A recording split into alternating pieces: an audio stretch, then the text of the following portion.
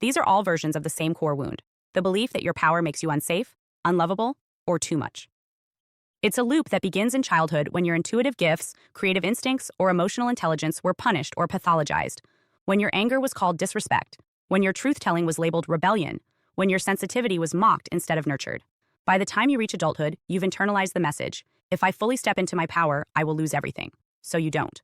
Or you do it quietly, incrementally, with disclaimers, hoping that if you ask nicely enough, someone will finally say, it's okay, you're allowed. But the truth is, power is not given, it's chosen. Power doesn't ask. One of the hardest shifts a black sheep must make is to stop waiting for permission. Not just from their family, but from their culture, their peers, their followers, their clients. Anyone who expects you to shrink is not your permission giver.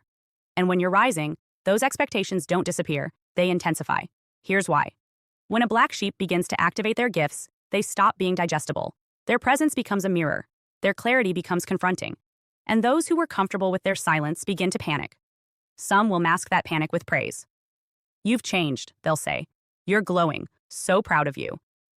But they don't mean it. They mean, stay accessible, stay safe, don't get too big. Others will react with confusion, jealousy, or mockery. They'll question your choices. They'll tell stories about your past.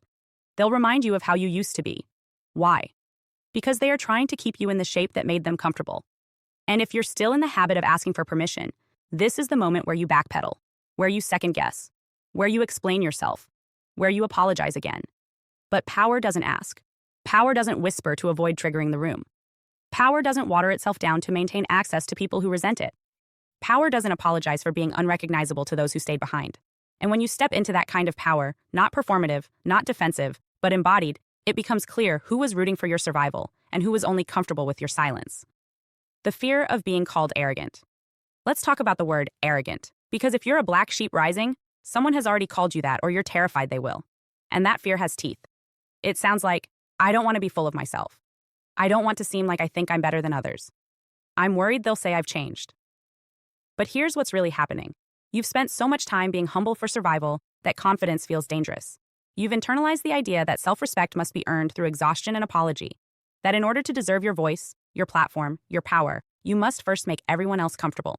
And so when you finally do speak with clarity, when you stop asking, when you show up anchored, you expect backlash.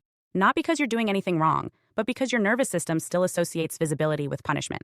But that's not confidence. That's trauma. And no, confidence is not arrogance. Arrogance is insecurity in costume. It's loud, fragile, and reactive.